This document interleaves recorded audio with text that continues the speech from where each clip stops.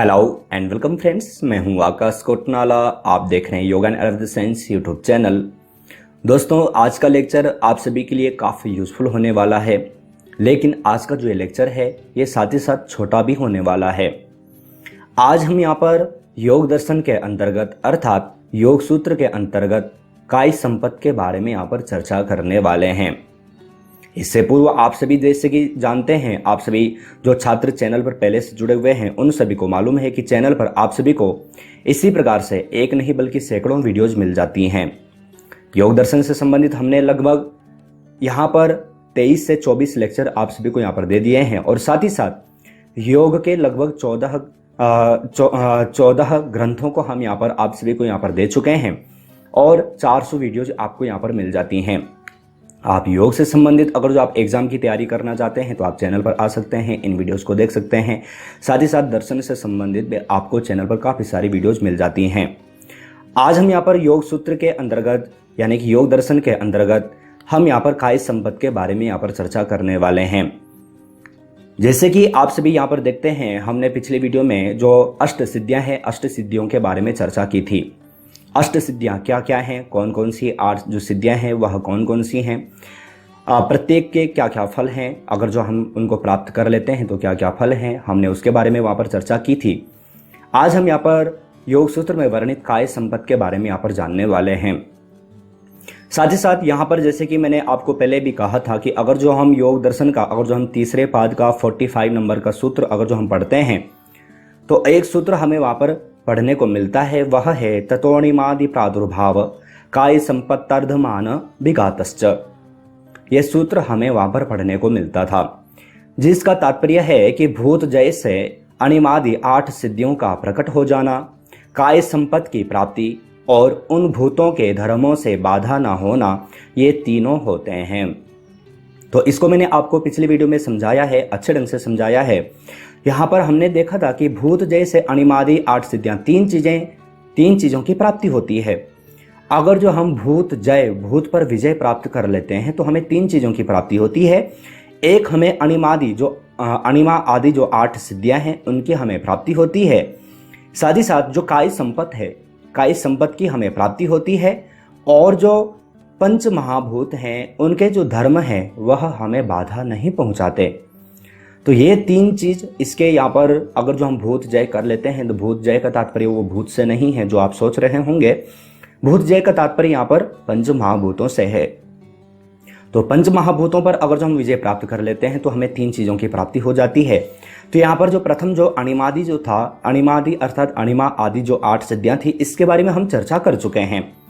अगर जो आप इच्छुक हैं, अगर जो आपने वो लेक्चर नहीं देखा है तो आप चैनल पर जाकर के देख सकते हैं या फिर आपको वीडियो के ऊपर उसकी पूरी प्लेलिस्ट मिल जाएगी। तो वहां पर हमने जो अणिमा आदि जो 8 सिद्धियां हैं उसके बारे में चर्चा की थी। आज हम यहाँ पर कायिक संपत्ति के बारे में जानेंगे कि कायिक संपत्ति क्या है, महर्षि पतंजलि ने कायिक संपत्ति के बारे में क्या कहा है। तो यहाँ पर अगर जो हम कायिक संपत्ति के बारे में जानते हैं कि कायिक संपत्ति क्या है, तो इसके लिए हमें जो तीसरा पाद है यानी कि योग दर्शन का जो विभूति पाद है, तीसरा पाद है, तीसरा चैप्टर है, उसके 46 नंबर के सूत्र में हमें एक सूत्र पढ़ने को मिलता है, वह है रूप लावण्य बल वज्र संहनत्वानि काय संपत्। सूत्र में फिर से यहाँ पर रिपीट कर देता हूं, रूप लावण्य बल वज्र संहनन तत्वानि काय संपत्। तो इसका तात्पर्य क्या है, यहां पर आप देखें, रूप, लावण्य, बल और वज्र के समान संगठन, ये शरीर की काय संपत्ति अर्थात शरीर की संपदाएं हैं। यही आपको यहां पर समझना है। देखो, मैं बार बार बोलता हूं कि आप लेक्चर को ध्यानपूर्वक देखें, क्योंकि आप यहां पर टाइम दे रहे हैं तो उसको समझने का प्रयास करें। ये सब के सब आपके किसी भी एग्जाम में पूछे जा सकते हैं। अगर जो आप यूजीसी नेट के एग्जाम की अगर जो आप तैयारी कर रहे हैं, फिर आप योग से आप एमए कर रहे हैं, डिप्लोमा कर रहे हैं, जो कुछ भी आप कर रहे हैं, तो ये सभी लेक्चर आप सभी के लिए काफ़ी यूजफुल हैं और अन्य जगह पर आपको पढ़ने को भी नहीं मिलेगा। और मैं आपको यहाँ पर सूत्र सहित, व्याख्या सहित आपको यहाँ पर अच्छे ढंग से यहाँ पर समझाने का प्रयास करता हूँ, जिससे कि आप अच्छे ढंग से समझ पाएं और किसी भी एग्जाम को क्वालिफाई कर पाएं। तो यहाँ पर 4 चीज़ें हैं। देखो, जो अगर जो इस प्रकार से भी एग्जाम में पूछा जा सकता है कि कायिक संपत्ति के बारे में महर्षि पतंजलि ने क्या कहा है, या फिर काय संपत्त कितने प्रकार के कहे हैं, इस प्रकार से कुछ भी घुमा फिरा करके पूछा जा सकता है। या फिर यह भी कहा जा सकता है कि काय संपत्त का तात्पर्य क्या है। तो काय संपत्त का तात्पर्य अर्थात शरीर की संपदाएं। तो ये काय किसको बोलते हैं, काया अर्थात शरीर, संपत्त अर्थात संपत्तियां। तो जो शरीर की जो संपत्तियां हैं वही हमें यहां पर पढ़ने को यहां पर मिलता है, वही हमें यहां पर पढ़ने हैं। तो 4 चीजें हैं, कौन कौन से, रूप, लावण्य, बल और वज्र के समान संगठन। आप यहां पर भी देख रहे होंगे सूत्र में, रूप, लावण्य, बल और वज्र के समान संगठन, सहनन अर्थात उसके वज्र के समान संगठन। तो यहां पर भी आपको पढ़ने को मिल रहा है 4 चीजें हैं। अब यही 4 चीजों को हमें यहां पर समझना है। अब रूप क्या होता है, रूप अर्थात जिसे हम चक्षु के द्वारा देख सकें, जिसे हम आंखों के द्वारा देखते हैं। तो आंखों के द्वारा हम क्या देखते हैं, शरीर की आकृति। तो रूप का तात्पर्य होता है शरीर की आकृति। रूप का तात्पर्य यहां पर काले और गोरे से नहीं है या फिर सांवले से नहीं है, आप ध्यान दें। क्योंकि आपने देखा होगा कि कुछ लोगों के शरीर की बनावट अगर जो अच्छी होती है, लेकिन अगर जो सांवले भी हैं तो भी अच्छे दिखाई देते हैं। तो किसके कारण, उनकी आकृति, शरीर की आकृति अच्छी है। तो रूप का तात्पर्य काले गोरे से नहीं है, ध्यान देना है। रूप का तात्पर्य शरीर की आकृति से है, शरीर की बनावट से है। दूसरे यहां पर है लावण्य। तो लावण्य किसको बोलते हैं, शरीर में जो तेज है, शरीर में जो कांति है, ये लावण्य के बारे में यहां पर कहा है। तीसरा यहां पर है बल। अब सब कुछ है लेकिन बल नहीं है, तो बल की भी आवश्यकता जरूर है। और वज्र के समान संगठन, सब कुछ है लेकिन शरीर में ताकत अर्थात जो वज्र के समान कुछ भी कार्य हम नहीं कर पा रहे हैं। हमारा जो वज्र है, हमारा जो शरीर है वो वज्र के समान नहीं है। फिर वर्तमान समय में तो सब कुछ असंभव यहां पर नजर आता है, लेकिन यहां पर क्या कहा है, जिन्होंने भूत जय कर लिया है उन्हीं को यह प्राप्त होगा। ऐसे नहीं कि हम योगाभ्यास कर रहे हैं तो हमें ये सब चीजों की प्राप्ति हो जाएगी।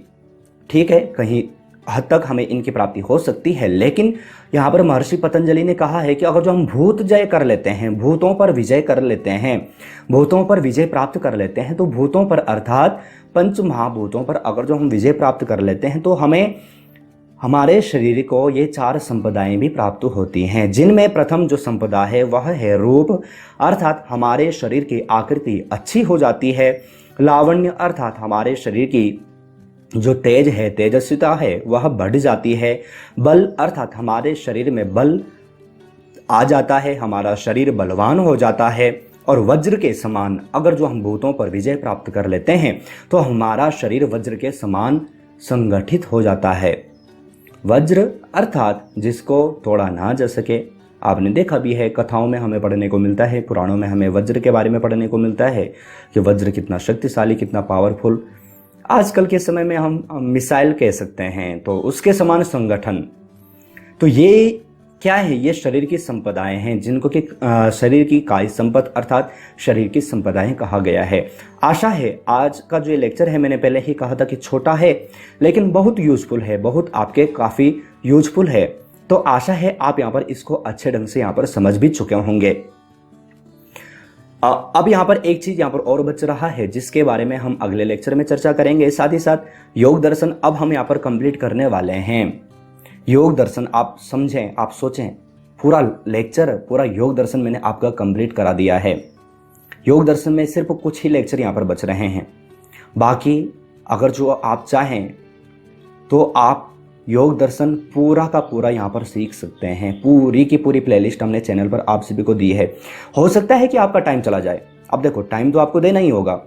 अगर जो आपको पढ़ाई करनी है तो आपको टाइम देना ही होगा, नहीं पढ़ाई करनी है तो टाइम की देने की आवश्यकता नहीं है।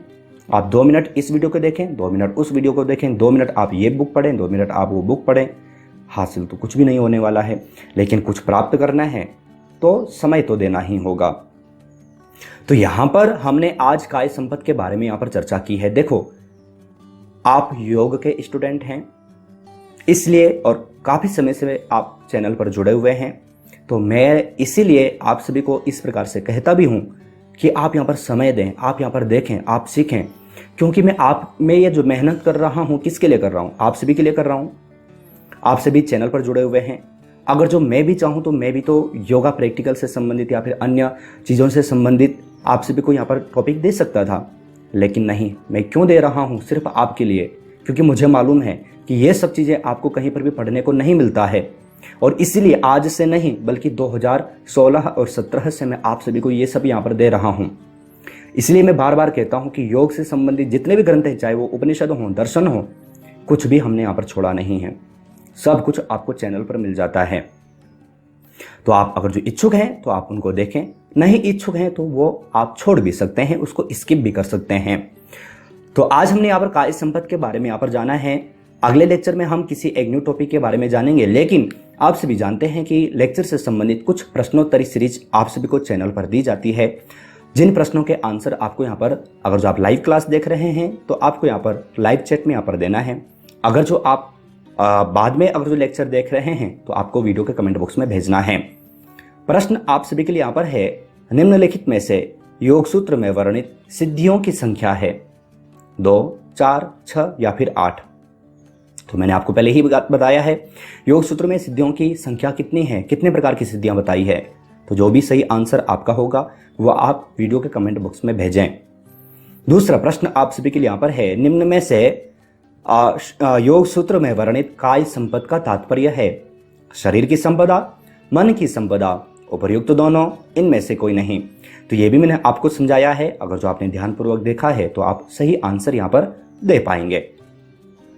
तीसरा प्रश्न आप सभी के लिए यहाँ पर है, निम्न में से योग सूत्र में काय संपद के अंतर्गत लावण्य का तात्पर्य है अंगों में चमक, चित्त में चमक, उपर्युक्त दोनों या फिर इनमें से कोई नहीं। तो क्या इसका सही आंसर है वो आपको यहाँ पर देना है। मैंने आपको समझाया है, अगर जो आपने ध्यान दिया होगा तो आप इसका सही आंसर यहाँ पर दे पाएंगे। साथ ही साथ उन सभी छात्रों को बता दें जो चैनल पर पहली बार लेक्चर देख रहे हैं, चैनल पर आप सभी को यहाँ पर 2 बुक यहाँ पर मिल जाती हैं। चैनल की ओर से 2 बुक यहाँ पर पब्लिश की जा चुकी हैं। एक में आपको 500 प्लस MCQ मिलते हैं, एक में आपको 1000 प्लस MCQ मिलते हैं। दोनों योग ग्रंथ ई बुक फॉर्मेट में हैं, जो कि लगभग 14 ग्रंथों से संबंधित प्रश्नोत्तरी सीरीज आपको यहाँ पर मिल जाती है। अगर जो आप इच्छुक हैं तो आप इसको परचेज कर सकते हैं। अधिक जानकारी के लिए आप वीडियो का डिस्क्रिप्शन बॉक्स और वीडियो का कमेंट बॉक्स देख सकते हैं। चौथा प्रश्न आप सभी के लिए यहाँ पर है, निम्नलिखित में से योग सूत्र में वर्णित काय संपद का वर्णन किया गया है समाधि पाद में, विभूति पाद, साधन पाद में, विभूति पाद में या फिर कैवल्य पाद में। तो क्या सही आंसर है, इसका भी आपको वीडियो के कमेंट बॉक्स में भेजना है। सामान्य से प्रश्न थे, क्योंकि पूरा लेक्चर मैंने आपको यहाँ पर समझाया है। आशा है आज का लेक्चर आप सभी के लिए काफ़ी यूजफुल रहा होगा। आप यहाँ पर कुछ नया यहाँ पर सीख पाए होंगे। इसी प्रकार से और भी नए नए लेक्चर आप सभी को चैनल पर मिलते रहेंगे। साथ ही साथ फिर से मैं आप सभी को बता दूं कि चैनल पर आप जरूर जाएं, अपने एग्जाम की खास तैयारी करें। UGC नेट का एग्जाम हो सकता है कि काफ़ी करीब है, अगर जो कैंसिल नहीं होता है तो। साथ ही साथ उन सभी छात्रों को बता देंगे जो कि चैनल पर खास एग्जाम की तैयारी करना चाहते हैं, वो जैसे ही आप चैनल पर ज्वाइन बटन करेंगे तो आपको कुछ प्लान यहाँ पर नजर आ जाते हैं। आप अपने किसी भी एग्जाम के अनुसार आप इन प्लान को चूज कर सकते हैं, अपने किसी भी एग्जाम की खास तैयारी कर सकते हैं। आशा है आज का लेक्चर आप सभी के लिए काफ़ी यूजफुल रहा होगा। इसी प्रकार से न्यू लेक्चर न्यू टॉपिक के साथ आप सभी से फिर से मुलाकात होगी, लेकिन तब तक आप सभी अपना और अपनी फैमिली का बहुत ख्याल रखिएगा। बाय।